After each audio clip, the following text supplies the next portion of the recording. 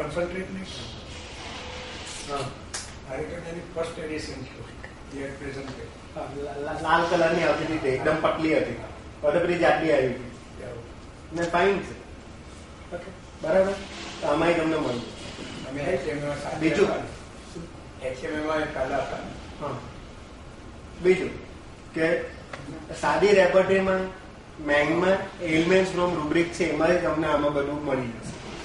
સાદી રેપર્ટરીઓ જે આવે છે એમાં માઇન્ડમાં એલિમેન્ટ્સ આફ્ટર એવું રૂબ્રિક છે, એના અંદર આ બધા આપેલા છે. બરાબર, એમાં તમે શોધી શકો.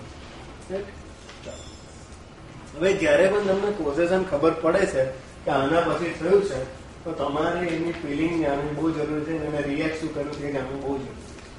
બરાબર, આ 3 વસ્તુ તમને મળે અને બીજું કે સમયગાળો કેટલો થઈ ગયો છે તે, આ 4 વસ્તુ તમને મળે તો તમારું આખું 4 ડાયમેન્શન પિક્ચર થાય, તો જ તમે પ્રિસ્ક્રાઇબ કરી શકો. આનું 4 ડાયમેન્શન પિક્ચર તમારી પાસે હોય ને તો તમે એક્યુરેટ મેડિસિન આપી શકો ફક્ત કોઝેશન. પરંતુ તમને ખબર હોય કે શું ઇન્સિડન્સ બન્યું છે, શું એને ફીલ કર્યું છે, એને કેવી રીતે મેનેજ કર્યું. મેનેજ કર્યું કે રિએક્શન શું આપ્યું. બરાબર, કે એને ગુસ્સો કર્યો, ગુસ્સો દબાવી દીધો, બધું જ કરી શકે. બરાબર છે. એને સાઉથ કીધું, ગુસ્સો આવ્યો સાઉથ કીધું, એ બધું તમારે જોવાનું કે સાઉથ નહીં કર્યું, દબાવી દીધું. બરાબર, અને એ રીતે ફિઝિકલ લેવલ પર જે રિએક્શન આવ્યું, એને કોઈ સિમ્ટમ આવ્યા કે દુખાવો થવા માંડ્યો, માથું દુખવા માંડ્યું, ધબકારા વધી ગયા, ઘૂંટણ દુખવા માંડ્યો, અથવા તો માનસિકની તકલીફ આવી, એ બધું પણ એનું રિએક્શન જ આવશે. ફિઝિકલ લેવલ પર રિએક્શન અને મેન્ટલ લેવલ પર રિએક્શન.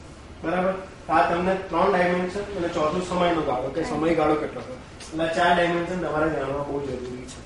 રાઈટ, જો આના પછી તમારે ફક્ત કોઝેસનો પ્રિસ્ક્રાઇબ કરો. કેમ કે એક પેશન્ટ હતું સેમિનારમાં, એક પેશન્ટ હતું અને એને કે સ્લીપલેસનેસનો પ્રોબ્લેમ થઈ ગયેલો કે ઊંઘ આવતી નથી. બરાબર, તો સાહેબે પૂછ્યું ક્યારથી નથી આવતી, તો કે મારી વાઈફ એક્સપાયર થઈ ગઈ ને ત્યારથી મને આ પ્રોબ્લેમ થઈ ગયો. તો સાહેબે વિચાર્યું કે વાઈફ એક્સપાયર થઈ ગઈ છે તો દુઃખી થઈ ગયા છે, દુઃખને કારણે ઊંઘ નથી આવતી, તો એમને એને ઇગ્નેશિયા આપી. બરાબર, તો દુઃખી થયા, વાઈફ એક્સપાયર થઈ ગઈ, સડન ડેથ થઈ ગઈ, તો ઇગ્નેશિયા આપી, કઈ મેળ નહીં પડે. પછી તો કે આવું દુઃખ છે તો એસિડ ફોર્સ આપો, કઈ મેળ, કેલ્કેરિયા ફોર્સ આપો, કઈ મેળ, બધી પોટેન્સીમાં ઇગ્નેશિયા લેટ્રમ એસિડ ફોર્સ બધી ચાલે પણ કઈ મેળ જ નહીં. જરાક જોવું પડે, પેલું પેશન્ટમાં રેગ્યુલર આવે એને બેઠા ભાઈ જરાક બરાબર એક વાર પૂછી લે, એને પાછું પૂછ્યું કે ભાઈ શું થાય છે, કે ઊંઘ નથી, ક્યાંથી નથી, કે વાઈફ એક્સપાયર થઈ ગઈ ત્યાંથી. આ વાઈફ એક્સપાયર થઈ ગઈ તમને કેવું લાગ્યું? Sir, it was the happiest day of my life. And that patient was prescribed Kofia. Sleep was there. બરાબર, આવી રીતે આપણે 100 બેરું કૂટાવું જોઈએ નહીં. બરાબર, આપણે પૂછવાનું કે આ બન્યું તો તમે શું ફીલ કર્યું ને તમે શું રિએક્ટ કર્યું. કારણ તો એને રિએક્ટ કર્યું અથવા તો ફિઝિકલ લેવલ પર જે આવ્યું છે, બંને વસ્તુ તમારે ધ્યાન.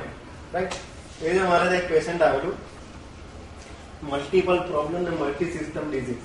મને પણ ખબર કે આને ખાલી હું રાહત કરી આપીશ કે કેવી રીતે સારું છે. યુટેરાઇન fibroid, all joint pain, thyroid ને બધું જ, ને સ્લીપલેસનેસ ને આને બધું જ. હા, બસ આમ રૂબરૂ મ્યુઝિયમ યંગ એજ, પાછી એવું પણ નહીં કે ડોસી હતી ને એવું ને આવ્યા હજુ રિફર કરેલું હોમિયોપેથિક ડોક્ટર. પછી આ મારી ફ્રેન્ડ છે, તમે તું છે ને જોઈ દેજે મનીષ. બરાબર, બે લેડીને હારી બનતી હોય એટલે પેલું કે તું મનીષ પાછા મારી પાસે આવ્યું લીધો કેસ. હવે એને જે તકલીફ હતી ને તો મેં ટ્રેક કર્યું, આવી રીતે જ બધું પૂછ્યું એના પેલા શું, એના પેલા શું થયું, એના પેલા શું થયું. અત્યારે ખાલી દુખાવા માટે એના પેલા યુટ્રેન કરે, એના પેલા શું થાય, એના પેલા હું તો વર્ષોથી જ નથી આવતી, ત્યાંથી જ પકડું ને હું પહેલી નહીં આવતી થાય તે પેલા બધું બરાબર. હવે હું કે મેરેજ થયા પછી ઊંઘ આવતી, મેરેજ થયા ને પછી આ બધી પ્રોબ્લેમ. બધા લેડીઝ ની એક જ વાત હે કે અમે તો વસ્તુ પેટી તક વ્યવસ્થિત ટમાટર આવીને બગડી, આવી જ વાત હોય હે. તો લગ્ન પછી બધી કમ્પ્લેન થઈ જાય. પેલા તમે બધું અપ ટુ ડેટ જ હોય, કોઈ દિવસ દવાખાને ગઈ નહીં, કોઈ દિવસ દવા ખાતી જ નથી, અહીંયા આવ્યા પછી બીમાર. આપણે પણ માની જ લેવું પડે, એમાં દલીલ નહીં ચાલે, એટલે બીજી વાર આપણું દાદલ નહીં ચાલે, એટલે એમાં દલીલ કરવાની જ નહીં હોય. ઘરે તો હારી મચી જાય એટલે અહીંયા આવીને બીમાર પડે, આ લોકો બહુ કરી નાખ્યું તમે. એટલે એવું બધી વાત નહીં કરવાની, ઇરિટેટ થવાનું નહીં. પેશન્ટ જે કે ને બ્રહ્મ વાક્ય લખી જ દેવાનું, તો જ પેશન્ટ ટકે જાય. રાઈટ?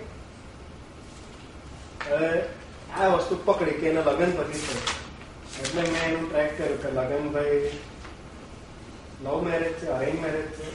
જો મેરેજમાં પણ આ પૂછવાનું, લવ મેરેજ છે, અરેન્જ મેરેજ છે, મા બાપાની મરજીથી થાય, તમારી મરજી થાય કે બધાની મરજીથી થાય, બરાબર? તો લવ મેરેજ એ મા બાપાની મરજી વિરુદ્ધ કરેલા ને એવું હોય ને તો નેપ્ટોમિયન ઇગ્નેશિયા હોઈ શકે, એ તો તમે લખી દીધું, બરાબર? તો આનું હતું કેવું, લગ્ન કે મારી ખુશી મરજીથી જ થયેલા છે. તમને વાત કરો તો તમને એમ થાય કે આવું કોણ હોય, તો શું થયું કે હું છે ને એટલે બરોડાની છું, લગ્ન એને સુરતમાં થયું. હા અમે છે ને તમારા માસીનું ઘર સોની પડ્યા, માસી ત્યાં આવી વેકેશનમાં, તે ટાઈમે તો ગલી મોહલ્લા બધા સાથે રમે. માસીના છોકરાનો ફ્રેન્ડ તે કે મને આમ જ ગમતો, મને એની અંદર ફાવતું. કઈ ઉંમરની વાત કરું તો 5મા ધોરણની વાત કરું, બરોબર? ચાલ બરાબર કે મને ગમતું, મેં આમ જ દોસ્તી, પણ એવું કઈ વાતચીત થાય નહીં. હું જયારે 10મામાં હતી ને ત્યારે એ લોકોએ જ વાત નાખી કે અમારા છોકરાનું લગ્ન તમારી છોકરી એટલે કરવા. બોલો શું વિચાર? કે હું તો બસ એ વાત આવે ને ત્યાંથી એટલી ખુશમાં, 2 વર્ષ પછી લગ્ન થાય ત્યારે પણ એકદમ ખુશમાં, હજુ પણ મારી લાઈફ એકદમ ખુશમાં જ છે. હું ત્યાંથી ઉડી ગઈ. તમે જો કે આની હું ખુશીના માયરા ઉડી ગઈ. એને બંને કોફી આપીને, સિવિયર બધા જોઈન્ટ પેઇન હતા, કોફી આપ્યું ને she was better in pain. એનો ફાઇબ્રોઇડનું શું થયું, થાઇરોઇડ મને નથી, પેઇન એના સારા થઈ ગયા, એ સારી. લોટરી લાગવા જેવું. હા લોટરી લાગે ને હું ઉડી ગઈ. ચાલો કોફી આપે, બરાબર છે. કોફીનો શું છે કે ખુશીના સમાચારથી પણ આંસુ આવી જાય અને દુઃખના સમાચારથી પણ આંસુ આવે. ખુશીના વાયુ. હા બરાબર, દેટ ઇઝ કોફિયા. બરાબર, એ જ રીતે કોઈ દુઃખદ પ્રસંગ બની ગયો હોય, દુઃખ લાગી ગયું હોય, તાત્કાલિક નું હોય ને ઇગ્નેશ, અને રિમોટ હોય તો દેટ ઇઝ નેટ્રોમ્યુ. હવે જો રિમોટ અને રિસન્ટમાં પણ સમજી લો. રિમોટ એટલે રિસન્ટ એટલે કેવું કે હમણાં જ બન્યું, રિમોટ એટલે બહુ પહેલા બન્યું. પરંતુ એમાં સમજો કે પેશન્ટ જયારે વાત કરતો ત્યારે તમને એમ લાગે ને એટલે એના મગજમાં તો હજુ કાલે બન્યું એટલું તાજું, એ ઘર તાજો જ છે હજુ, તો એને તમારે ઇગ્નેસ છે. બરાબર? રિમોટ એટલે કેવું કે ઘર ઉજાઈ ગયો, ધાગો રહી ગયો અને બે કોઈ તો ખોતરા જ કરે એટલે રૂજ આવવા નહીં. એટલે મગજમાં હજુ છે, બેક ઓફ માઇન્ડમાં હજુ છે, દેટ ઇઝ રિમોટ.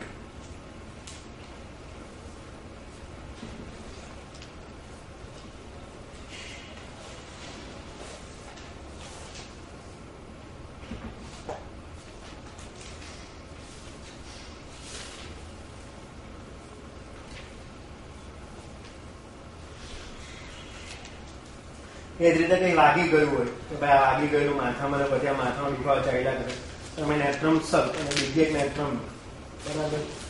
કઈક ઇન્જરી થઈ ગઈ તો પછી તકલીફ ચાલ્યા જ કરે છે. બધા આર્નિકા વાપરે છે, આપણે સોલાઈના વાપરે. માથામાં કઈ વાગી ગયું છે અને દુખાવો હજુ ચાલ્યા કરે છે તો નેટ્રમ સલ. માથામાં વાગી ગયો પછી કઈ વિચારોનો પણ પ્રોબ્લેમ થઈ ગયો હોય, ઇમોશનલ ડિસ્ટર્બ હોય, કઈ પણ થાય તો નેટ્રમ સલ. બરાબર? એ ઇન્જરી પછી કોઈ પણ ઇન્જરી હોય ને પછી એને અસર થઈ ગઈ કે ભાઈ મેં અહીંયા મને વાગી ગયું, ત્યાંથી સફેદ ડાઘ શરૂ થઈ ગયો છે, અથવા અહીંયા મને વર્ષો પહેલા વાગેલું હજુ દુખાવા ચાલ્યા જ કરે છે, તો એમાં બધા આર્નિકા વાપરે. હું સોરાઈ ન વાપરું, નોટ વેલ સિન્સ ઇન્જરી. બરાબર? કોઈ પણ એક્યુટ બીમારી પછી સારો નહીં થયો હોય ને તો ભાઈ મને એક વાર સદી છે ને પછી આ ખાંસી ચાલ્યા જ કરે, not well since some acute disease, not well since some acute disease. એની પાસે ન્યુમોનિયા થયો, એની ખાંસી ન્યુમોનિયા કહો ને ખાંસી ચાલ્યા જ કરે, તો એમાં દવા આવશે બે, સોરાઇનમ અને કાર્બોવેજ. સોરાઇનમ અને carbo veg. Carbo veg is what? Psorinum is chilli.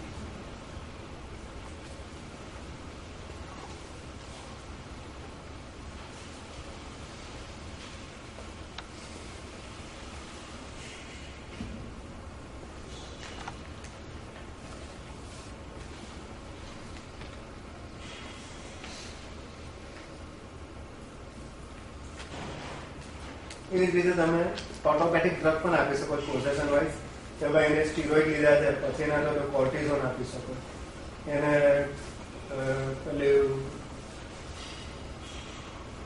બધા પોટેન્ટાઇઝ ટેટ્રાસાયક્લિન ક્લોરો